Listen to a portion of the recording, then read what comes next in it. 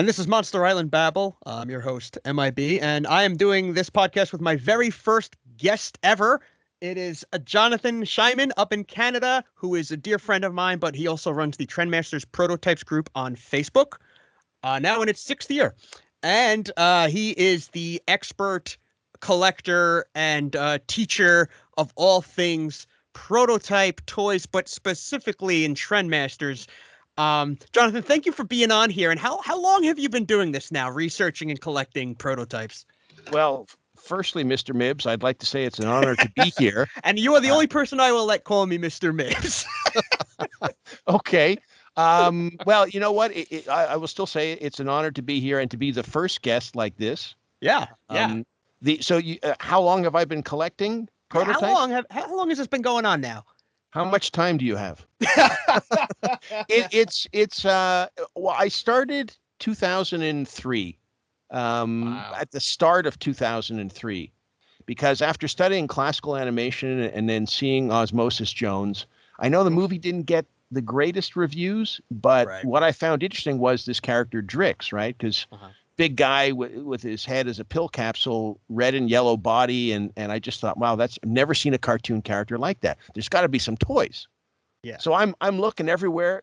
No toys, no nothing. There's nothing online about Osmosis Jones. So one day, I don't know what happened, if my computer seemed to get a little spark or whatever, but as I punched in Osmosis Jones toys, I saw a little thumbnail, an inch by an inch, and I said, is that Drix? I clicked on it and I zoomed in and I said, Jesus, that's Drix. So I got all excited.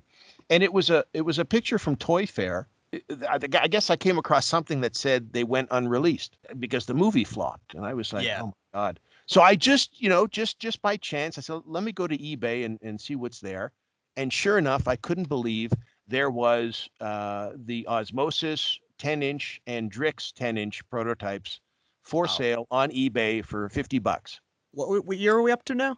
This is still 2003, the beginning 2003. Okay, so Trendmasters has only gone down for like 2 years at this point, right? Like yes, 2 or well, 3 years. They closed November 2002. So basically a year after they closed is when I was in the hunt. Good timing. You jumped right on it. Well, and you didn't even realize it. That's the funny part. Back then, and here's the thing, that if I could go back in time, eBay was filled with prototypes from Trendmasters. And I didn't know anything. I didn't know Mars Attacks. Wow. I didn't know the Iron Giant. Yeah. I mean, I knew them, but I didn't know the toys were made by Trendmasters. Right. So it was fun and exciting and nowhere near the expenses that they can be now. Yeah. And I was like, I said, well, then what else did Trendmasters do? Mm-hmm. And then I came across a photo of the Cyber Godzilla. Oh. And I said, wow, what? And I didn't even know anything about the animated line. I think we spoke about this before, Mr. Mibbs. And I said, what the hell is that? Look at that pose. It's so dynamic. Now, this is coming from, I graduated from animation school in 1997. Yeah. And it was all about, how do you push the pose? How do you make something dynamic? How does it stand out? How is it readable as a silhouette? Mm-hmm. And so I see this Cyber Godzilla, and it had all of those things. And I said, okay, let's see if I can do magic again. So I punched up animated Godzilla, Cyber Godzilla, whatever on eBay. Sure enough, there's a listing for the Cyber Godzilla. Could not believe it. So what was it, like $20? What was the what was the price? It was the opening bid was $50 again, I think. The Cyber Godzilla closed at $267. Which is still a fraction of what it's worth now, but yeah. Yes, yeah, but back then, it's so low to me now, but yeah, back then, yes, up there. And then the Cyber Godzilla arrived, and I was like, wow. So basically, a week after that one sold, he listed another Cyber Godzilla. And I remember I said to him, how do you get this stuff? Are you an ex-Trendmasters employee? He said, no, I just know a lot of good friends who work there. However, I found out later that was a fib, and he was an employee at Trendmasters. I think he was just probably a little bit nervous, right, to be selling the property like that or whatever. But and I just want to jump to another question I had for you really quick, because there's a difference with the prototypes and the artistry of the prototypes than what winds up on the shelf. And I think a lot of people don't understand that. Like when they hear that I like to collect prototypes or you really like to collect prototypes, there's an appreciation we have for the prototypes that's specifically not on the retail version, even if the prototype did make it to market. Could you just like briefly walk us through what is extra special about the proto? Well, I think every kid or adult who buys a toy must often wonder this exact question. Ever notice that while you're holding a toy in your hand and you're looking at it through the plastic casing before you rip it open, it does not match the toy that's shown on the back? Ever Yeah, notice that? I have. That's because the toy on the back is probably most likely a resin prototype. Mhm. And the resin prototypes are what I tell people, that's the one you want, Yeah. because the resins would be sharper detail, better paint, hand painted. Like, if we take something from Godzilla, for example, the prototypes that are made of resin have longer claws, Mhm. sharper teeth, and far better paint jobs. That's why I like the prototypes. I just don't find the production stuff anywhere near as interesting. Yeah, I Well, understand that. I mean, I do now, like after our conversations and you showing you like to post a lot of side by sides of resin prototypes against the plastic paint tests or even what goes to market, and you can see like what fell off during the process and how what goes to market. It's not bad, but you could see how it's a little inferior to like the artistry of how it exactly, began. exactly. It's almost disappointing because you're like, what happened from this beautiful prototype to Hmm. what they ended up with? I don't know why they go through so many changes and revisions or whatever. And it's always the prototypes, like almost the first run of them, that's it. They nailed the figure. Their unreleased stuff was always far better than what was released, Yeah. because those are like identical, like movie accurate depictions of them. Yeah. And So that's a great segue too, because I've said this many times that Trendmasters these days is as famous as for what it didn't release as what it did release. Um, yeah, I guess I've played a big part in that, because I you think so have, many of the members in the group have never seen a lot of the stuff that I've been yeah. able to track down. Well, that's So how I found you actually, because I had I went down the same path as you almost. I was starting to review the Godzilla animated series, watching episode after episode after not, I didn't watch it when it originally aired. me Um neither. and I was watching it on a DVD later and I was like, why did I write this off? This is actually better than the movie was. There should be toys for this. and just like you Oh, said, inferior shows at the time had toys. Mystic Knights of whatever it was, and there was a terrible Avengers show on that year that had like 13 episodes before it got canceled, and that had a toy line. And wow. you helped me with the video for the canceled Trendmasters Godzilla the series toy line. Ah, Um, and that by the time our viewers are listening to this, they'll hopefully have already seen that video. It should be up a little bit before this, and that covers a lot of the history. And I show all the prototypes that were formerly in your collection that are now in a happy home here. But you recently blew my mind with even more information that I didn't know. With what is that book you have with it's got like preliminary pitches and sheets. oh, the product review binder. That's what you call that, the product review binder. There you So go. that is a gold mine of Well, information because that yeah. book is that's filled with stuff that's like prototype. Like that's just ideas, right? Like Well, this is yeah. what we There's might some do. concept sketches, and there was Uh-huh. some stuff in there about they had planned a figure of Monique. I Right. don't That's what I was going to ask you first. I don't think she was ever prototyped, but Right. she's mentioned. And then they had other vehicles. I think they was it the boats, or they had some other. I don't know if they were going to do a heat seeker, but that Yeah, would have there been was a damn heat cool seeker too. there. It actually looked like so. It looked like at first there was going to be three humans, Nick, Randy, and Monique, like you said. Monique gets cut, go figure. And then for vehicles, I saw four. It had the heat copter, the heat seeker, the boat, and then two vehicles. They might have been in a show. I'm not really familiar with I them. think there was something like like a dune buggy or something like that, with the Yeah, big thick wheels and nobody ever talks about the jet and the helicopter that were planned for the animated line, which were the same models based on the movie line, and they were just changing the color, the paint color, and the decals. What I love is that in your book, the when it shows the four vehicles, there's a note that says like the figures will fit into the vehicles. And then the vehicles they wound up putting out, which you just mentioned, are the molds from the Godzilla 1998 movie. Like, there's no way these figures would fit in that jet cockpit. Oh no, not at all. They had this. Listen, they had the same thing in the catalog, the 2001 catalog for the Osmosis Jones Hemo Trooper car. It says it fits, I think, Thrax and Osmosis. No, it doesn't. and the resins. I have a resin car and a plastic car, and the resin's about an inch bigger. Still doesn't fit the figure. And I also had learned, one of my other contact guys had said to me, "You have no idea what was planned for the animated line," which just tell us. Well, he didn't even give me the specific detail, but I under the impression there was other monsters that they were already working on. Sorry, should we say mutations, as that's what they were called on the show. Right. So I'm like, I'm thinking, wow, would they have done the Shrewster, or, would they have done, I don't remember the names of everybody now. There was some beautiful creatures designed for that. I saw a few, and I'm not sure, maybe you can help me, if these were planned for the first line, or if they were coming from, like, if there was a possible second line for the animated series coming. But I saw the mutant sewer rat. I saw some sketches for that. Oh, yeah. That's one of my friends who was he designed the Cyber Godzilla. He was actually trying the sewer rat, and something else I think was his own design, because what happened was, and we'll get into this, because, Sure. I have a bunch of repaints that all of the movie line toys that were repainted in these bright colors. I have a big Ultimate that's in red and yellow.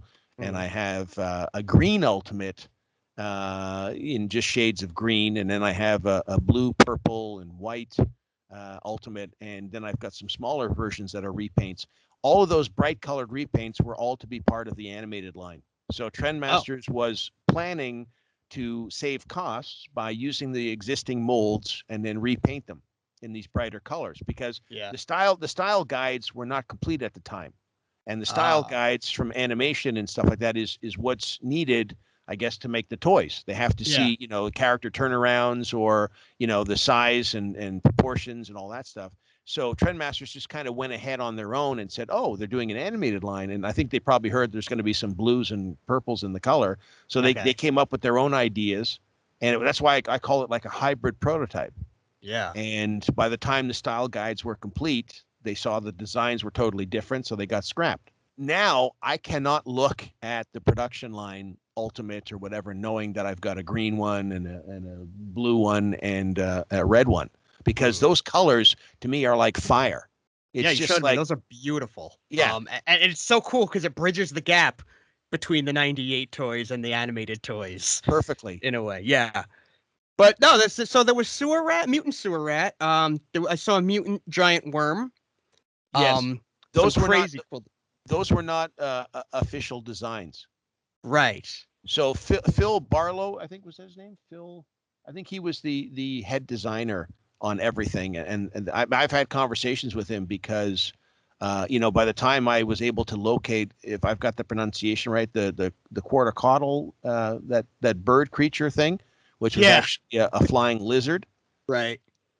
So he was excited when I showed him that, because I guess that was all his design. Then I have and Jesus, that was just nobody gave me any details about that damn thing. I had only heard that there was 4 in existence made. Wow. And I asked everybody. I did not stop. I was up nights checking encyclopedias. I was doing all this research, and I said, why can't anybody give me anything solid about this damn creature? Yeah. And then finally, the guy that contacted me in 2017, who worked in the prototype shop building the toys, I said, any chance you might have this bird creature thing? He says, I don't know. I might. He says, I'll have to check when I get back home. So sure enough, couple of months went by, and he photographed all of the toys that he had because he wanted me to have his entire collection. Mm. And he said, if we join the collections together, he says that'll put yours into hyperspace. And I was like, I got excited with a statement like that. So all of a sudden, I got an email, and he was sending me all the animated Godzilla stuff. So I'm going through, and I said, holy shit! Oh, look at that. That's I don't know if we're allowed to say the swear words, but I just did. I swear. So I'm I've got Mr. a Mibbs. potty I mouth, swear so all the I remember time. that for you. So there was a Cyber Godzilla in purple and green, and I fell out of my chair. And the last photo, I think, was a picture. I said, what is that? And I saw a wing, and I said, oh, is that it? And then I saw the face, and I said, that's it. So he had the bird creature. And he said, I don't even know what that is. He said, it's sealed in a bag, for 14 plus years. And then when he opened it, or actually, no, he didn't even open it. I guess when he looked at it, he said to me it was the original tooling pattern design, which is about as that's what, if they were going to run the toy off, I believe that's what that model would be. However, there was two different colored painted ones that appeared at Toy Fair, and one of them was in the burning colors, which was fantastic, and the other one, which was I think you've seen the photos of it in Tom Art action figure. Yes, and it's beautiful. Now the difference is the one that's there in the Tom Arts was one solid piece. There was no articulation, and I actually enjoy that better. So mine's articulated. The mouth opens, the neck moves, whatever, and the wings and all that stuff. But for some reason, as much as I love it, I like the one that's one solid piece even more. So when I guess that's another thing to talk about is by the time the toys are, they're being developed after Toy Fair, it's when they have to add the joints and articulation and all that. I think you lose some of the stuff. Yeah. Because let's face it, you don't play with these things. You look at them, they're on display, you admire them, you can zoom right in and stuff like that. But if you overhandle them, they're going to break and whatnot. And I mean, I've got my bird creature, and I'm a little upset that the neck looks upwards a bit too much. Yep. I thought, well, it fires a missile, but I haven't really got it to fire the missile. Of course it fires a missile. It's a Trendmasters toy. That's right. It'd be weird if it didn't fire a missile. And I think the missile should be like, bigger than the creature itself, right? Because that wouldn't be normal without that. But so I'm absolutely amazed because it only took me 14 years to track that thing down. Yeah, but now you own a quarter of all the quizzical birds in the world. Is it a quarter caudal? I don't know. It's say it. One feel. It's really quick aside. One feeling I get when I research and track down some of my Godzilla collection rarities is just an extra sense of pride. Even if it takes years to find it, just an extra sense of like you've earned it. You did the work. It wasn't handed to you. You must feel that feeling on steroids. Yeah, it's funny you mention that because I got to say, and people don't understand, like, the prototype collecting side of things is very secretive and very touchy. Yeah. And so I've got people that have accused me of, being nasty or being, a bad guy or something like that. That's not it at all. And, I guess I can be if you get pushed too far. But the interesting thing is what people don't understand is they think that, I've had countless people write to me after seeing some of the animated Godzilla posts or videos I had made of my own collection. And someone says, well, name your price. I'll pay that as long as it's not more than $50. Yeah. And I thought to myself, you know what? I'm sorry, I can't do that. Now, as nice as you try to be, people don't understand. Yeah. Because sometimes you may need to add a couple of zeros to that. Oh yeah, I mean it's not just the rarity, but the labor. That's it. Yeah. And it's like I spent how many hours tracking this stuff down? Yeah, I can't just give it away, right? Right. So, and if that makes me look like a bad guy, well, okay. But that's not my plan. Yeah. But I remember, I think at one point, I had been asked that question so many times. Well, how do you find these things? Where'd you find that from? Can I buy it? Can I have it? And I thought for $50, that wouldn't even buy you the smallest little blue fin on the animated Godzilla. $50 It's gets you a missile. unfortunate, but listen, I've been there. I mean, Yeah. I've sold my soul a number of times. I've had to, sell off big chunks of my collection to get other parts.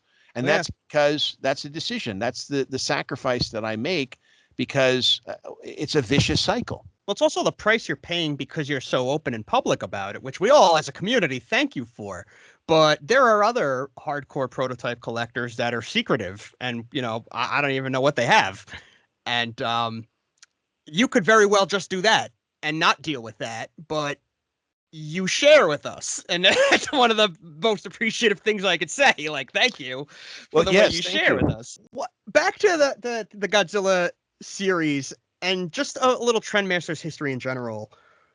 I hear doing this video with you, and also reaching out to Russell Hornsby, I learned a lot. And there's a lot of misconceptions out there about how things went down with the Godzilla toy line.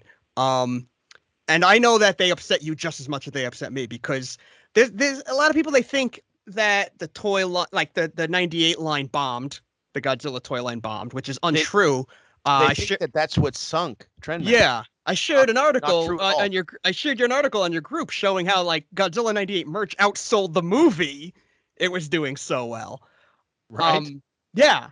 So yeah, talk to me about some of these misconceptions and what the truth is. Well, you know that Trendmasters was under lock and key for revealing what the new Godzilla design was. Yeah, just which like every other licensee. that hurt their sales, right? Because normally for any other movie, I think the toys hit the shelves 4 months or 6 months before the movie comes out, right? Mm-hmm. So you know that the toy line was it 12 midnight before the movie opened? Oh, that's when Midnight. they first. Yeah. Okay. So that's cutting it, last minute there. Yeah. But Trendmasters still racked in millions of sales, revenue for that toy line. And then what happened was, I guess, when things started to die down, all of the retailer shelves were just left with too much stock. Yeah. So Trendmasters was already actively working on the animated line. And what happened was, since Walmart was Trendmasters' biggest retailer, they were the ones that called the shots of what went into production and what didn't. And they sadly said no to the animated line. Yeah. And I think if I had a crowd of people here that were all fans of the show, we'd all let out a big damn those people. Yeah. So I had heard that a lot of the ex-employees despised Walmart for that. Yeah. And as well as I do, because you own some of the prototypes from the animated line, those things were a perfect TV likeness. Yeah, and they were. I could only imagine. I would, because even people that don't like Trendmasters and don't like the Godzilla 98 movie, the cartoon redeemed all of that. Yep. And I think the toys were such a bang-on likeness that I think even the biggest hater would go, "Hey, I like this. Yeah. What else they got?" Yeah. So and what's sad. Not to go into too much detail, but from my career, from my job today, I deal with retailers, and it's still the same today. Walmart makes decisions about things, not just in the toy world, in all areas. There are things, because Walmart makes up such a big percent of company sales once you get in there. And it gets to the point when they start calling the shots. We want this. We want that. We don't want this. To this day. And I don't think people understand that if there was a cure for cancer and Walmart didn't want it, we wouldn't have the cure for cancer. Oh, God. Like, they are that powerful, and it hasn't changed in the last few decades. It's incredible. It's brutal. Because I keep thinking, what would have happened if they said, "Okay, let's put that animated line into production." All of us, yeah. I mean, you're dead on. The toys are a beautiful likeness to the show.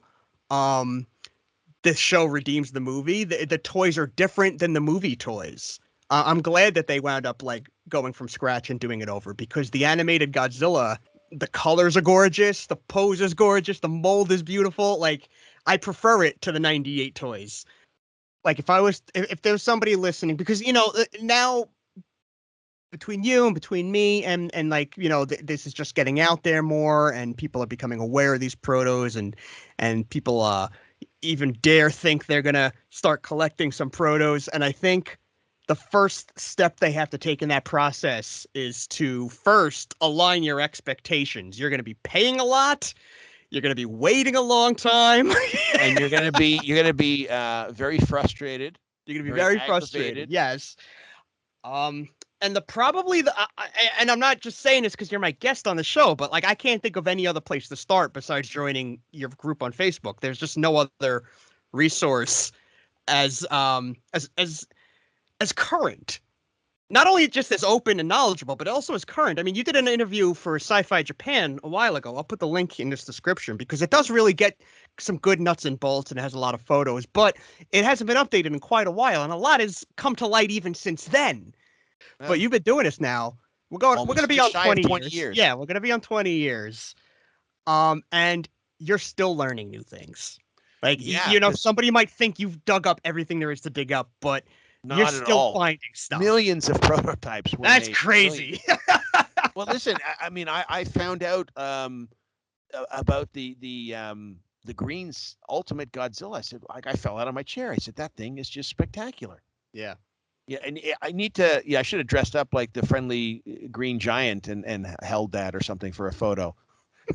Do you know there is also an Ultimate Godzilla painted with light blue fins and like a dark body and the white underbelly? Oh. So, and I saw pictures of that too, and I was like, oh my God, like all these things that just kind of pass you by and nobody would notice. Because they're not as passionate about it as I am, but my life is pretty stressful, so the toys are my escape, and I get excited. Yeah, well, good for you, man. I could talk to you about this for hours, but I think this is a good place to end it here, and I just want to thank you so much for not just being on the show today, but you have really been a very welcoming friend and, somebody I just learned a lot from. There's a whole section of collecting that I went in blind, and I owe a lot to you. So my endless gratitude for that. Well, thank you very much. That's why when you look over your shoulder, you could see a bunch of toys that went from my collection to your collection. Oh. What did I always say? Love always. Didn't I say that in our chat boxes? That's right. Love always. Jonathan Shyman, the group is the Trendmasters prototype group on Facebook. If you want to go in there, check out his collection and my collection. I'm in there a lot too, and other people's as well. Chat, keep up with some of the new things. It is a really it's not one of those Facebook groups where it's just chaos. It's actually a community where people show a lot of respect and appreciation for these toys. So it's a really cool place to be. Mr. Mibbs, thank you very much once again for the invite. I'm a mere button away if you have any other questions. Thank you so much, my man. All right, take care, everybody.